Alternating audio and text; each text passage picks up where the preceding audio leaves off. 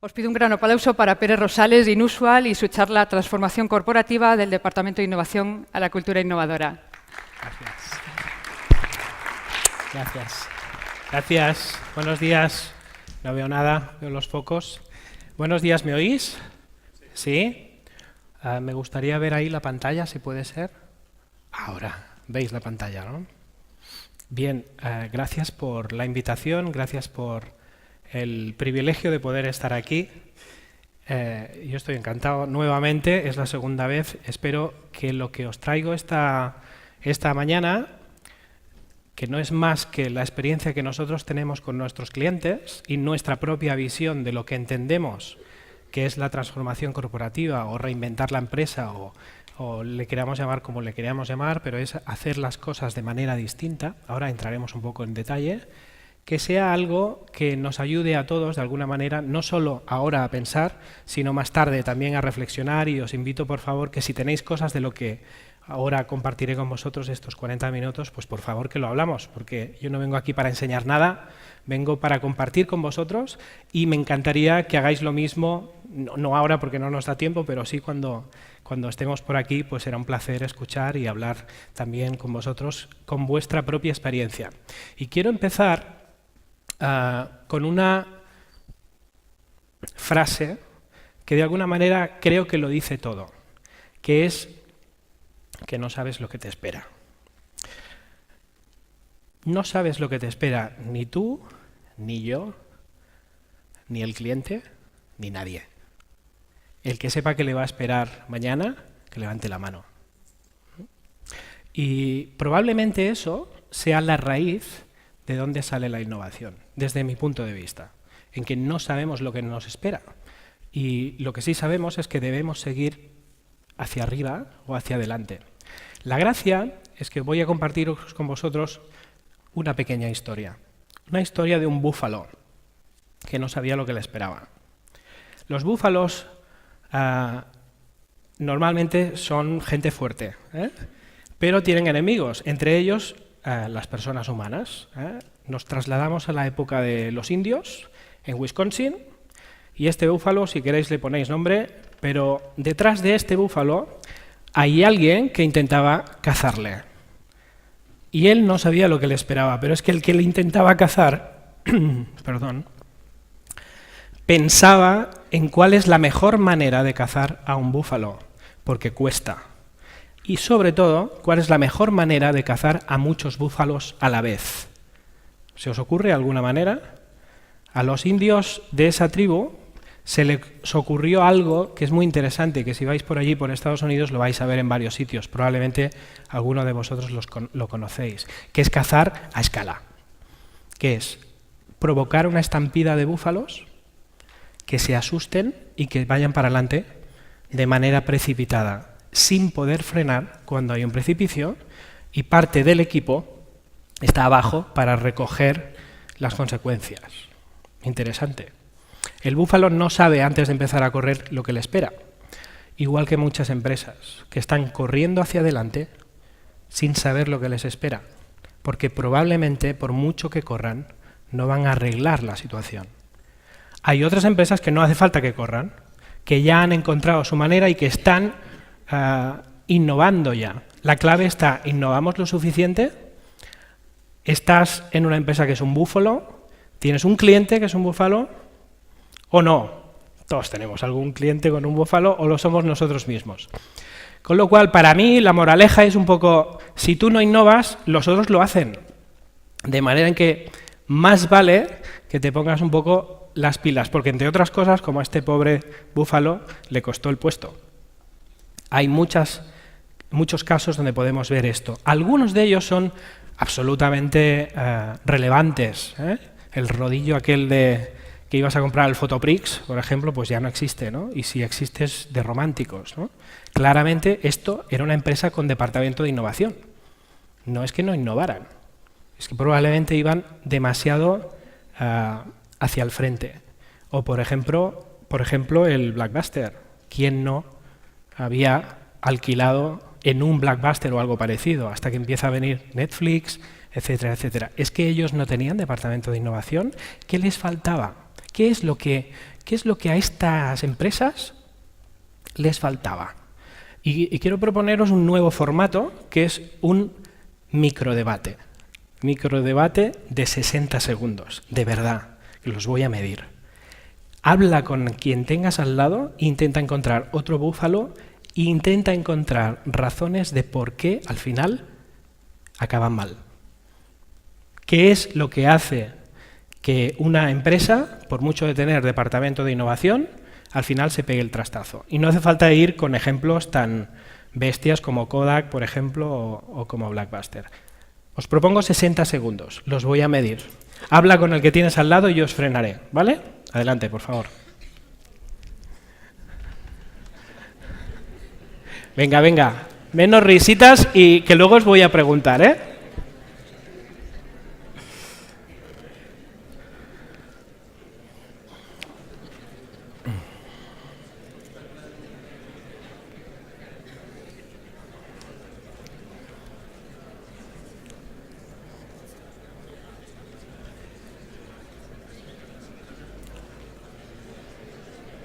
Pasar, pasar, que estamos en el debate.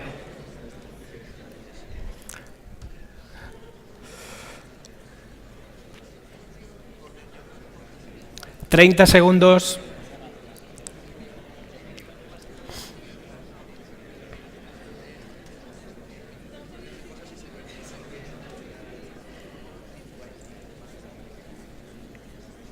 ¿15 segundos?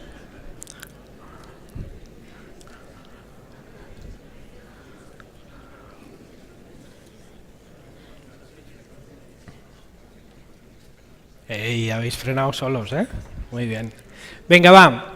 Alguien que comparta por qué fallaron estas empresas. ¿Alguna idea por aquí, por favor?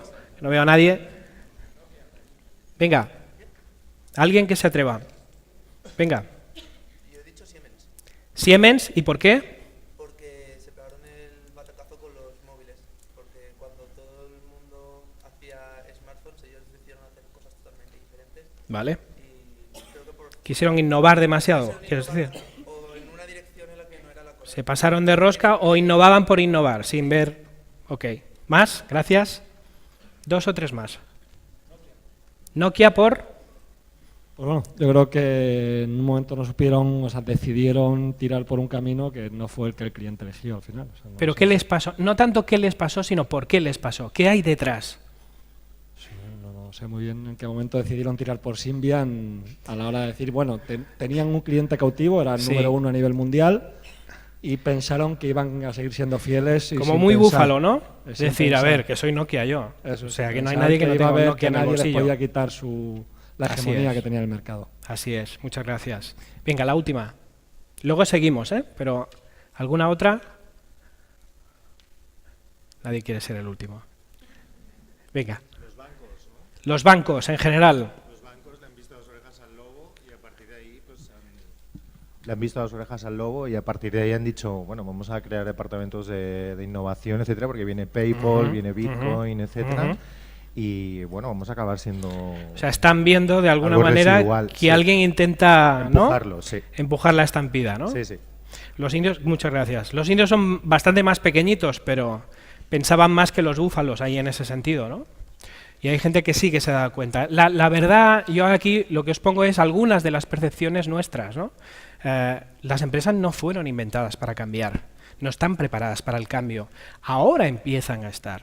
O sea, hay empresas que están empezando a desarrollar departamentos y unidades de innovación, de crecimiento, de desarrollo de negocio de manera estructurada. Ahora veremos algunas de ellas, pero no están, y la verdad es esta, no están pensadas las empresas para cambiar de manera sistemática. Eso es una de las razones. Fijaros aquí, en esta parte, la innovación prácticamente es muy reciente porque prácticamente empieza en los 50, 70, los 90, incluso hablando de innovación abierta. O sea, esto es el grado de alguna manera de sistematización. Estábamos en la época estructurando la productividad, luego pasamos a estructurar la calidad y ahora empezamos a estructurar la innovación. Estamos hablando de la innovación como si fuera algo intangible. De hecho, pasamos del managing by instructions, que sería cuando estamos ahí, al managing by objectives, a lo que estamos ahora, Managing by Values. Lo importante ahora no son las cosas que tienes que hacer ni los objetivos que tienes, lo importante son los valores que te mueven para estar en ese proyecto y el grado de identificación que tienes con ese proyecto. Eso es lo que hace que las empresas innoven, no que le des mucho al coco, ¿no? De hecho, otra de las cosas es que tenemos estructuras del siglo pasado y hay muchísimas empresas que están todavía organizadas en burocracia, de manera estructural. La gente mira hacia arriba para ver al jefe. Y las empresas de hoy en día no funcionan así. Esas empresas que piensan contra los búfalos, por decirlo así, no funcionan de manera estructurada, jerárquica. Están funcionando en manera de red, donde es el expertise lo que manda, no es el poder que te han dado. Y siguen teniendo jefes y siguen teniendo estructuras oficiales, pero a la hora de la verdad manda el expertise, no el bastón de mando. De hecho, si miras en grande, Alvin Toffler, por ejemplo, habla de las 3 olas, ¿no? Si vamos a los nómadas recolectores del Homo sapiens, pues imagínate, pues medimos en miles de años, aquí tenemos 10.000 años donde lo que estuvimos fue haciendo agrícola. Básicamente vivíamos del campo. De pronto aparece la industria y fijaros aquí en proporción. O sea, es bestial. Y ahora empezamos una ola tremenda de servicios y todavía no lo hemos pillado. Con lo cual, a veces podemos innovar, llevamos las ruedas dentro y sin embargo seguimos empujando una estructura que no nos permite innovar. O a veces lo hemos pillado, pero ponemos las ruedas al final, el caballo delante o detrás, no sabemos claramente cómo hacerlo. O bien quien dirige el tema no lo acaba de ver. Y tiene la solución allí, porque son la gente que tiene en la empresa. Sin embargo, no es capaz de ver de que activando ese talento que tiene dentro de la empresa va a encontrar mucha más innovación y lo va a encontrar fuera. O es el cliente simplemente que no nos ve. Cualquiera te ve hoy en día. Si lo difícil es verte, ¿no? Si haces algo, tienes que hacerlo muy grande. Fijaros el gap, lo que llamamos el gap del cliente. El cliente va mucho más rápido que la empresa, mucho más. La empresa tiene que ir muchísimo más rápido de lo que va en general. La marca en general tiene que ir mucho más rápido. Y aquí hay una frase interesante que de alguna manera lo dice todo, ¿no? Jack Welch decía que cuando el cambio de fuera es mayor que el cambio que tienes dentro, o sea, fuera cambia mucho más las cosas que dentro, realmente el final de algo está cerca. Sin embargo, las empresas no están pensadas para cambiar. ¿Por qué nos cuesta tanto innovar? Y lo que yo os traigo es, de alguna manera, los problemas que nosotros nos encontramos. Nosotros nos dedicamos a 2 cosas. Por un lado, hacemos cosas con la comunidad, como sois vosotros, pero también con otro tipo de colectivos, no solo de experiencias de usuario, de marketing, de estrategia, de innovación, etcétera, servicios profesionales, pero vivimos en realidad de la gran empresa. Los que nos llaman y montamos equipos de trabajo de alto rendimiento para hacer algo estratégico que la empresa no puede y de alguna manera funcionamos con una especie de equipo especial y a veces nos mezclamos con la propia empresa. Vivimos de eso y entonces nos encontramos algunos ejemplos al llegar. Por ejemplo, ¿por qué no innovan? Porque no hay una estrategia, en algunos casos, clara o hay varias. Con lo cual, pues nadie se decide y no saben claramente qué es lo que quieren. O, por ejemplo, tienen un sistema muy estructurado y la gente realmente no se le ocurre pensar de otra manera. Está allí para ejecutar. Otras veces son demasiado expertos y tienen un proceso para cada cosa, de manera que es imposible salirse de la caja, es imposible pensar en una cosa que no sea previsible, con lo cual es difícil hacer algo. Sin embargo, los procesos son importantes y el propio Deming decía, si no puedes explicar lo que estás haciendo en un proceso, en realidad es que no lo estás entendiendo bien. De alguna manera tendrías que poder pintar o procesar lo que estás haciendo. También falta muchísimo lo que es el equilibrio entre lo que es la eficiencia que se requiere cada día y la capacidad creativa que normalmente se requiere, pero que normalmente no se fomenta. Hay otras veces que hay una cierta miopía en que la gente dice, a ver, yo estoy aquí para trabajar, mi contrato no dice que tengo que innovar, en realidad. Y aunque lo hagas, aunque incluso haces workshops con ellos y tal, la gente dice, yo tengo mucho trabajo y estas cosas no me van a ayudar, a mí mi jefe no me valora por esto, ¿no? O, por ejemplo, que sitios donde se fomenta la innovación, pero a ver quién se atreve por poner una idea, porque igual es demasiado restringido, no está fomentado, como se te ocurra hacer una idea que igual alguien se lo tome mal, estás jodido, etcétera, etcétera. O otros donde dice, vale, innova, pero no falles. O sea, ¿cómo vas a innovar si no tienes previsto fallar en algo? Porque si no, entonces, a ver, ¿quién es el guapo que innova de alguna manera y no se permite, dentro del proceso de innovar, iterar e ir ajustando? En todo proceso de innovación, si no fallas, no innovas. O este que es muy común, queremos ser la leche, como Google, como Apple, no hay presupuesto, no hay tiempo y esto hay que hacerlo apretándose el cinturón. Pues bueno, pues hagamos lo que podamos, ¿no? ¿Cómo se innova de verdad? Y lo he resumido porque hay muy poco tiempo en 9 pasos, pero hay más. Pero de alguna manera os traemos 9. Primero, definir qué significa innovar en la empresa. Hay un montón de pantallas. No me voy a detener en cada una de ellas, pero sí lo que he preferido es dejaroslas todas, yo os las enviaré y ya tendréis un poco el detalle, con lo cual no os asustéis si voy pasando las pantallas, porque prefiero darlas que no, para que luego las podáis procesar más tarde, ¿no? Una de ellas es entender qué significa innovar. Innovar, básicamente, muchas veces hablamos simplemente de esto, de lo que es innovar con producto existente y cliente existente, que es la innovación evolutiva. Pero existe otro campo de innovación que sería nuevas ofertas o ir a nuevos clientes. Y tienes que poner algo ahí en ese cuadrante, porque eso es innovación y probablemente es esa que hace que puedas cazar al búfalo de una manera distinta que no ir frontalmente. O, por ejemplo, otra manera de ver lo que es innovación core, de alguna manera la que es propia, que sería la evolutiva, la que es adyacente, que es una extensión, o la que es otro cantar, que es un cambiar las reglas del juego. Y las tres tienen que estar conectadas. No es hacer cosas distintas, es hacer lo mismo con distinta intensidad. Paso 2. Definir nuestra propuesta de valor real para el cliente. ¿Por qué hacemos lo que hacemos? Aquí os dejo simplemente un ejemplo de Simon Sinek. ¿Cuántos conocen a Simon Sinek? Un montón, ¿o no? ¿Pocos montones? Muy poco. Tenéis que ver el vídeo de Simon Sinek donde habla el por qué la gente compra tu producto. Por favor, verlo. Os va a gustar y os va a alimentar. No me voy a extender más. Simplemente buscar en Google o en TED Simon Sinek, acabado en K, y paro. O sea, la gente compra no lo que tú vendes, sino por qué lo vendes. En realidad, lo que está haciendo es simplemente identificarse con alguien, porque a igualdad de condiciones prefiero ir para allá que no ir para allá, porque me mola más aquello. Eso es lo que está haciendo, y él lo explica en 20 minutos muy bien. Paso 3. Conjugar estrategia y cultura, que son cosas bastante distintas. De hecho, Drucker decía que la cultura se come a la estrategia para desayunar, y esto lo decía en los 50. Hoy en día es mucho más. La cultura de la empresa es el sistema operativo, no es más que los hábitos. Es de la manera en cómo se hacen las cosas. Es de la manera implícita. Hay muchas veces que la estrategia dice una cosa, pero la gente sabe que eso no va de verdad. O que igual ese presidente o ese CEO pues ya es el tercero y que vendrá otro. La cultura es mucho más fuerte.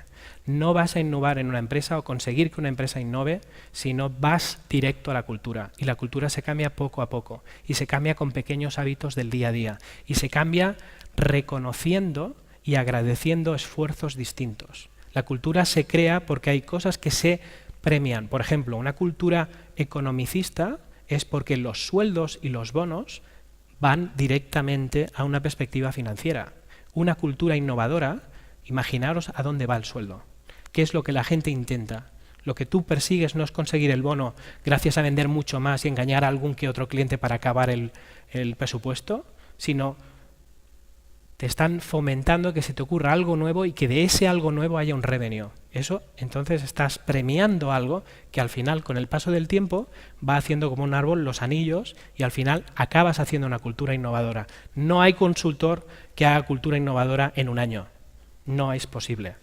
Las empresas cambian a lo largo del tiempo y es un paso. El consultor pasa y eres uno más. La empresa sigue y sigue con su problema. Con lo cual, la clave es aunar las voluntades.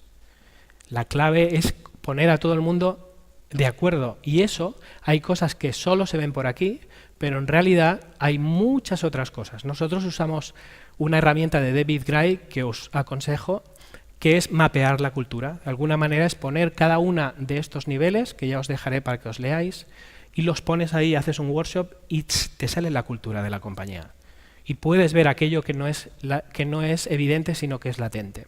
Siguiente, decidir el rumbo en función de lo que somos. Una vez que sabemos qué cultura tenemos y qué podemos hacer y qué no, y qué queremos y qué no queremos, tenemos que decidir, bueno, ¿y ahora qué? So what? Lo que sería el portfolio management. ¿En qué innovamos? ¿No? Y hay una herramienta muy interesante, aquí lo veis muy pequeñito, pero ya lo veréis cuando lo imprimáis, o lo veáis en pantalla, que es en función de tu flexibilidad o control, vas hacia un sitio o el otro, o bien tu enfoque interno o externo, haces una cosa u otra. Lo ideal, si quieres innovar, moverte en este cuadrante, donde es abrir la empresa hacia lo que el cliente te está pidiendo, no de manera evidente a veces, sino de manera implícita.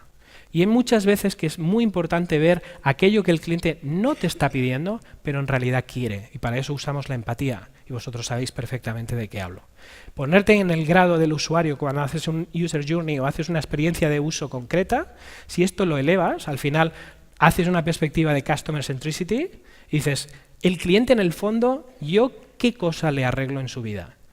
¿En cuánto soy yo relevante como marca, como empresa, como propuesta de valor? ¿Y cómo puedo yo acercarme a eso? Si no estás ahí en ese cuadrante no vas a hacer nada. Aquí hay otra manera muy interesante que nosotros usamos también, que va o bien de reaccionar simplemente, o bien de ir a la disrupción. O bien ser líder en coste o ser líder en margen, para resumir. Lo que os propongo es simplemente que pongáis dónde estáis y a dónde queréis ir. Y que no os engañéis y deis 2 saltos de golpe. Porque normalmente una estrategia va de una casilla a la otra. No se pueden pasar y llevo 3. No haces clink, clank, clon. O sea, vas clink y luego clon y luego clon. Pero va presupuesto a presupuesto, cliente a cliente y proyecto a proyecto. Otra cosa importante, tenemos todo eso, pero no tenemos organización, o la estructura es del siglo pasado. ¿Qué es lo que haces? ¿Cómo te organizas?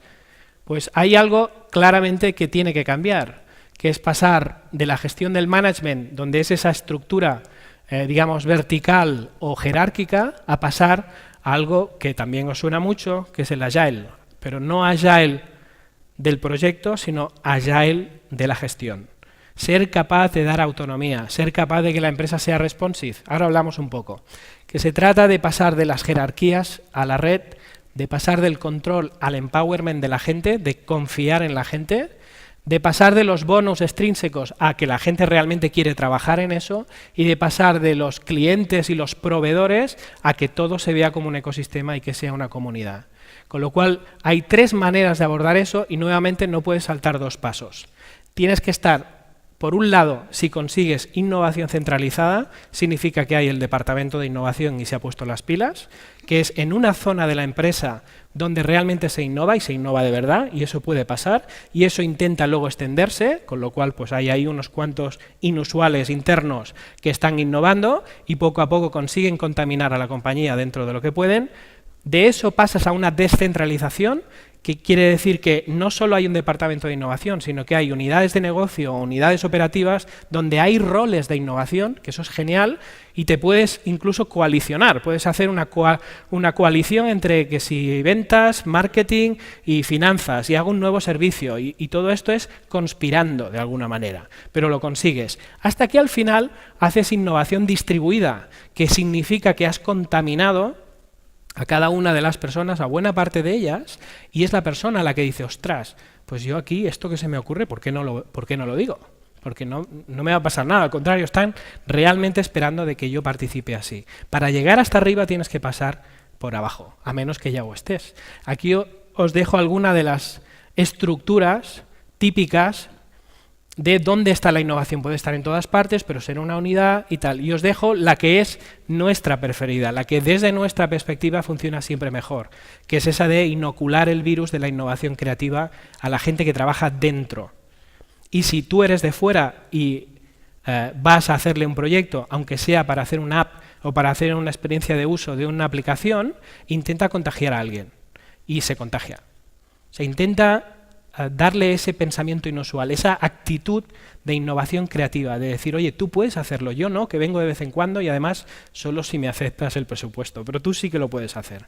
Y la gracia, y nosotros nos encontramos donde más luego nos llaman, es cuando tú has conseguido contagiar a alguien de dentro que quiere cambiar la empresa, quiere conspirar en positivo. Y ahí es donde realmente empiezas a hacer cosas interesantes. Hay gente que hace spin-offs, o hay gente que hace labs, o hay gente que le da la vuelta a la empresa haciendo un cambio organizacional. Miraros esos ejemplos y veréis cómo funcionan. Paso 6. Montar un equipo adecuado para la innovación. Esto es clave. Tú puedes tener el resto y si no tienes gente, estás mal. El equipo puede ser de innovadores o de adaptadores y los dos son necesarios y son importantísimos. De entrada, los adaptadores son rollo Edison, que no inventa nada en el fondo, pero lo que hace es conseguir que esos inventos o esas nuevas tecnologías al final darle una solución que realmente funciona y aplicar el fallo sistemático para al final decir, no, esto lo tengo pero al final lo conseguiremos. Lo que hace es adaptar el sistema, es decir, hacer cosas de mejor manera, no hacer mejores cosas. Los dos son importantes, uno es evolucionar, el otro es reinventar, y las dos son importantes. Aquí os dejo una matriz que ya veréis de lo que se trata, no me entretengo, pero ahí sí que me entretengo. No hay creativo o innovador que no piense en equipo. Es imposible innovar a lo Da Vinci, es imposible, eso es inventar, ser un genio, ser un crack. El que es inusual es realmente aquel que tiene ideas creativas, usa su mente como una herramienta, igual que las manos, pero usas la mente, y eres generoso para compartir, porque sabes que en el momento en que compartes eso se retroalimenta. Eso te hace ser inusual y eso hace ser inusual la innovación. Es pensar de esa manera. Me lo voy a pasar. Lo importante es que el aprendizaje, no solo la innovación, sino ese fallo, cuando tienes esa actitud de fallo y aprendizaje, estás desarrollando algo que no es más que la inteligencia. La gracia es saber usar la mente para aprender y reaccionar en esas lecciones. ¿Cuántas empresas conocéis que tiene fallos, se lamentan de ellos, a veces miran para otro lado y no usan esa lección aprendida para el siguiente proyecto? Hay un montón. La gracia es conseguir que la empresa no le dé vergüenza decir hemos fallado ahí, pero no va a ser la vez que vayamos a fallar de manera igual. Y ahí aparece el concepto de responsive. ¿Cuántos habéis escuchado el concepto de responsive alguna vez? No en aplicación, sino en organización. ¿Una persona? Joder, pues estoy bien. Mirad, el responsive en el fondo es combinar lo que es la ejecución, lo que es la operativa de cada día, lo que hace hervir la olla, de alguna manera, lo que le da de comer a la compañía, con aquello que es lo que le va a dar de comer en unos años. Es conseguir aunar creatividad e innovación o proceso. Y la gracia de eso es que hay dos polos. Por un lado tenéis el planning, el control y el secretismo, y por el otro la experimentación, la autonomía y la transparencia. Se trata de encontrar el equilibrio entre una cosa y la otra. Es activar eso y hacer que la empresa, de pasar a planificar, también deje un elemento de experimentación, que esté dentro del proceso, que falles mucho y muy barato y muy frecuente. Cuanto más falles, más sabes. Pasa que si fallas cada día y fallas un pastón, te arruinas. La gracia es encontrar el ajuste del fallo suficiente como para que se convierta en un experimento, pero un experimento controlado. A veces con gaseosa, luego ya empiezas a poner carburante y al final acaba funcionando la cosa. Paso 7, adoptar y adaptar una metodología. Aquí hay varias, pero fijaros en que hay dos polos, ¿no? Las empresas startup tienen muy poco que perder, con lo cual van de creativas. Está muy bien, porque puedes, como de perdidos al río, no tengo nada, pues igual suena la flauta. Con lo cual, el reto de las startups es capturar el valor de la creatividad a lo largo del tiempo. Sin embargo, las empresas que son maduras, grandes y pequeñas, su gran problema es que como tienen foco en la eficiencia, en aquello que le da ingreso, la gracia es que necesitan usar la creatividad para encontrar ese equilibrio entre lo que hago hoy y lo que haré mañana. Nosotros usamos una metodología de Basadur que es espectacular y la usamos siempre, siempre. Es una herramienta de transformación total. Metemos a la gente que importa en ese proyecto, sobre todo cuando es muy estratégico, los metemos en una sala y les paseamos por este proceso. Si os interesa, poner Simplexity Thinking en Google y vais a ver de lo que hablo. La idea es que cualquiera puede complicar lo simple. Esto es fácil. Sin esfuerzo lo complicas. Sin hacer mucho, lo estropeas. Ahora, simplificar las cosas es más complicado. Eso es lo que el cliente está esperando de ti como experto. Si no lo mides, no lo puedes mejorar. Con lo cual dices, ¿qué innováis? Sí, innovadores, a tope. Estamos y nos salimos cada día. ¿Y qué métricas tenéis? Bueno, pues las nuevas ideas, presupuesto de la innovación, y empiezas a rascar un poquito y lo que hay es muchas ganas. Yo os pongo al maestro de innovación, que es 3M. Tiene una métrica, es matadora, que es el NPVE, que es nuevos productos vendidos los últimos 5 años, partido por todo lo que vendemos. Y fijaros, esto es bestial. O sea, el índice de margen aportado por nuevos productos los últimos 5 años. Es bestial. Espectacular. Eso es métricas. Y para conseguir esta tienen un montón. Yo os he puesto aquí unas cuantas que tienen que ver con el liderazgo, por ejemplo, porcentaje de innovaciones que provienen de recursos externos, crowdsourcing o innovación abierta. ¿Cuántos? De todos los proyectos que habéis hecho este año, ¿cuántos vienen de eso? Bueno, aquí lo veis y lo podéis leer. Cógete alguna de ellas y plantéatela. Paso 9. Comprobar que lo tenemos todo listo. Y hay 5 elementos importantísimos en cualquier proceso de innovación, que es la visión, las habilidades, los incentivos, los recursos y el plan de acción. Sin eso, si no lo tienes todo, no hay un cambio efectivo. Y aquí os dejo una matriz que es muy interesante, que de alguna manera te da el resultado de si te falta la visión y tienes el resto, lo que tienes es confusión, porque nadie sabe dónde va. Si te faltan las habilidades, lo que tienes en realidad, perdón, que me estoy yendo aquí, a la ansiedad, porque realmente tú quieres hacerlo, pero no sabes cómo hacerlo. Si te faltan los incentivos, al final la gente se resiste porque dice, hombre, es que esto me cuesta. Si te faltan los recursos, tienes frustración porque sabes que podrías hacerlo, pero no tienes. Y al final, si te falta el plan de acción, lo que haces es un buen intento que al final ha quedado en nada. Se me ocurren empresas en cada uno de ellos. Lo que espero es que realmente vosotros lo tengáis en cuenta. A mí esta frase me encanta, es decir, nunca cambias algo contra la realidad. Y como esto es Experience Fighters, luchamos y hay que seguir luchando, no luches contra la realidad.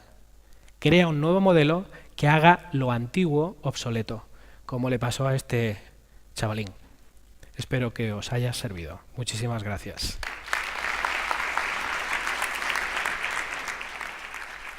¿Preguntas? ¿Preguntas? Por un lado, si tenéis comentarios, os he dejado aquí, mañana aparecerá este bisonte en nuestra web. Lo que os pido, si queréis la ponencia, yo os la enviaré personalmente, me encantaría que me hagáis un comentario. No hace falta que se publique si no queréis, me ponéis, no me lo publiques, lo que quiero es aprender de vosotros también. Si no os importa que se publique, pues genial, porque así habrá más gente que no haya estado y también aprende, ¿vale? Con lo cual no es un chantaje, es simplemente la manera, en lugar de enviarme un email, hacernos un comentario cuando veáis el bisonte en la web. Tengo un libro para aquella pregunta que sea por aplaudiómetro más interesante. Y lo decidiréis vosotros, no yo, ¿eh? El libro está aquí. Venga, si no os pregunto yo, ¿eh? Venga, hombre.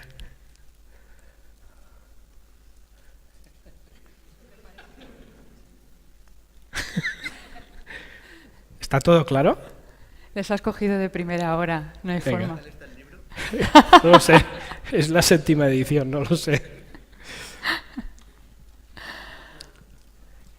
Sí, por ahí hay una. Gracias. Hola, buenas.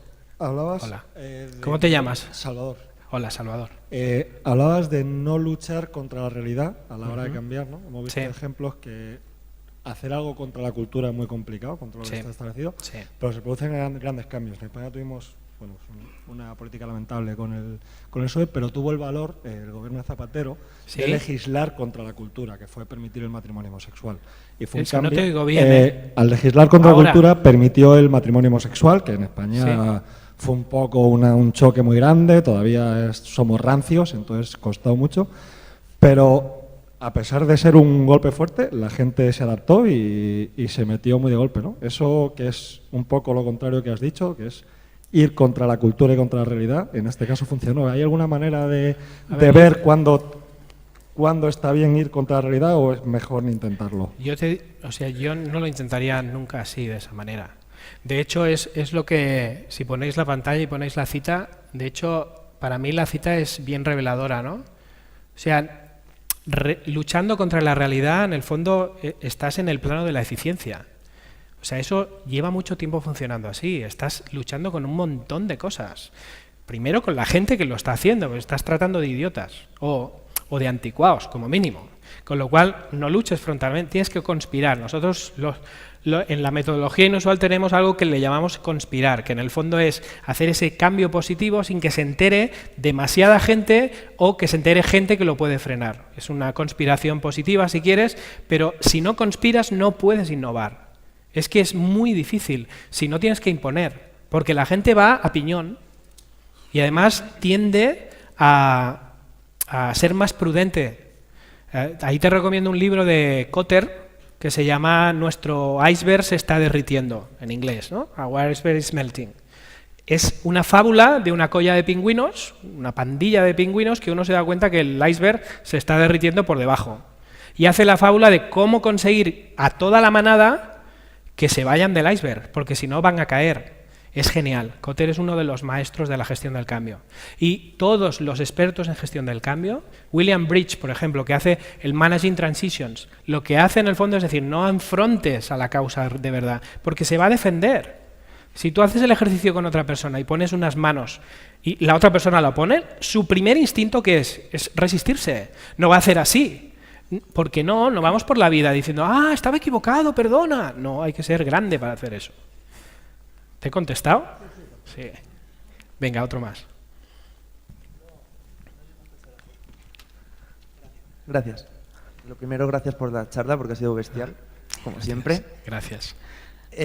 Hablas de conspiradores. Sí. Esos conspiradores tienen que luchar contra presupuestos, tienen que luchar contra jerarquías, tienen que luchar contra las altas esferas de las empresas. ¿Algún consejo para que nos convirtamos nosotros mismos en conspiradores? Claro, claramente, y especialmente para nosotros los chicos. Aprende de las mujeres. Claramente. Me lo han dicho o sea, muchas fíjate veces. cómo una mujer consigue lo que le da la gana de los seres primarios. Lo digo honestamente, o sea, es así. No, gracias. Es así. Para mí la innovación es femenina. Ya, de entrada ya lo es, ¿eh? Pero es femenina porque no puedes luchar en contra. O sea, y no puedes ir contra el poder. Tienes que hacer otra cosa. ¿Vale? Es así. Ellas mandan. Todos lo sabemos. Todos lo sabemos. Algunos nos resistimos. Y a veces nos imponemos y a veces tienen que esperar. No fallan. O sea, están fallando, no fracasan. Dicen, mira, ahora no. Ya vendrás. Y ganan siempre. Y no es populismo, lo digo honestamente. O sea, la innovación tienes que ir no frontalmente, que es un poco la extensión de la pregunta. No frontalmente nunca, con una cierta malicia o mala leche, con buena intención. O sea, es decir, torea al toro, porque como vayas pronto te va, o al bisonte te va a llevar por delante. Tienes que conseguir hacerlo de otra manera. Y a eso le llamamos conspirar. ¿Sí? Gracias. De nada. Última, venga, por ahí. Espera, que viene el micro. Luego decidiréis cuál de las tres os ha gustado más. O sea que no es presión, simplemente. Vale, me lo ocurro. Bueno, yo también quería felicitarte por tu ponencia, que Gracias. para ser la primera Muchas gracias. ha sido muy buena. Gracias. Y bueno, mi pregunta va un poco relacionada, hablando de innovación, con pues, la relación que tenemos ahora en España a raíz de la aprobación de esta nueva ley de de propiedad intelectual, por decirlo de alguna forma, sí. que restringe un poco el uso que hacemos de Internet y de los medios sociales. Sí. ¿Cómo en ese ámbito, en ese marco que estamos creando, que en vez de ir hacia adelante vamos hacia atrás, podemos innovar? Igual. Es que la gracia de la innovación, y especialmente, cuidado, porque cuando hablamos de innovación llevamos la creatividad incorporada. Y a veces hay innovación que no es nada creativa. De hecho, no llega a la gente. Y está mal entendida. O sea, la innovación es solo aquello que la gente percibe como tal, no aquello que la empresa hace como tal. O sea, innovación es siempre un resultado, no es un proceso. Y eso es importante porque la innovación realmente no va en relación a la restricción. No depende de la restricción. La creatividad, cuanto más ajustada, mejor. Así es. De hecho, las mejores ideas salen con presión y si no, a los creativos de la sala, ¿cuándo te salen las mejores ideas? Porque la mente funciona así, necesitas un poquito de hormonas, de estrés, para que te genere el cerebro y se ponga las pilas y al final se te ocurran bestialidades y por presión te sale. No es muy bueno, no es muy saludable, es mucho mejor que te salga relajado, la ducha y tal, pero hay muchas veces que hay que hacerlo así. Entonces, lo que decía es que muchas veces me he encontrado alguna gente que dice, mira, es que nuestras agencias se quejan porque les restringimos mucho el briefing. O sea, nosotros tenemos un montón de condicionantes, somos una empresa, no sé, de farma o de industria, tenemos una legislación muy estricta, tal, y está acotado. Entonces me viene el creativo de, no, esto no se puede por tal. Y al final tengo los creativos fastidiados, los tengo frustrados, porque al final hay tanto, y luego, sin embargo, viene alguien que es creativo o más maduro, o más inusual si quieres, que ya ha pasado por varias pieles y le pone cachondo las reglas. Dices, vale, no se puede esto, no te preocupes, no se puede esto. Lo importante es definir el marco de acción. ¿Aquí puedo? O sea, aunque te deje nada, ¿aquí puedo innovar? ¿Aquí lo vas a aceptar si es una buena idea? Si tienes esa complicidad con el cliente, tu mente no va a crear más o menos por lo grande que sea. De hecho, si nos vamos al otro lado, cuando tu marco de acción es tan amplio, ¿verdad que pides, oye, ¿me lo puedes acotar un poco? Porque si no, voy a hacer un mundo feliz. Y esto no va de eso, no va de vender más. O sea, esto es más, y necesitas un acotado, ¿no? Porque la mente no se te ocurre nada. Es tan posible todo que no acabarás jamás. Con lo cual, cuanto más restringido, siempre que no sea un imposible, hay veces que te ponen un reto que si la ley no dice esto y me pides esto, yo no puedo hacerte esto. O sea, es así de evidente, ¿no? Pero si hay un margen de acción y lo entiendes y pones la mente a trabajar, es mucho mejor. De hecho, te crea una barrera de entrada a otros creativos que intentan estar más en la capa de arriba, de aquello que se te puede ocurrir en la forma, no en el fondo. La gracia es que las buenas ideas vienen del fondo. Y vienen normalmente de no las primeras ideas que te salen, que son muy chulas, sino irte preguntando el por qué, el por qué, el por qué, el por qué, y hacer una reflexión que de alguna manera no te viene a la primera de cambio. Te viene más del sistema que cuando lo ves te hace sentir bien. Hay aquello que llaman los ingleses el gut feeling, ¿no? Aquello de decir, ostras, lo veo, aquello de no lo veo. Y eso en el vídeo de Simon Sinek lo veréis. Es el sistema límbico que no puede verbalizar. O sea, nosotros, el sistema frontal sí que puede verbalizar, de alguna manera articula el lenguaje. Y tú puedes racionalmente, a nivel de estrategia y de objetivos, tu cliente te va a decir esto, lo otro, esto, la ley, tal y cual. Sistema límbico es aquello de decir, mira, entre esto y esto, no sé, es que esto no lo veo, esto sí. Eso es lo que hace que una buena idea te esté dentro.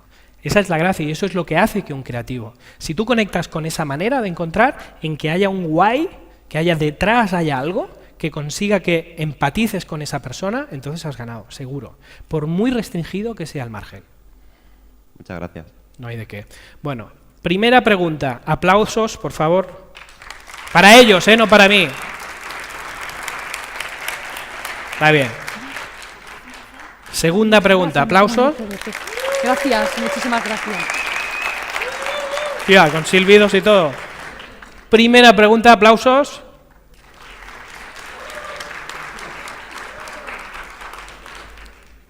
Yo creo que la segunda ha sido la que más se ha votado. Ahora a ti. Gracias.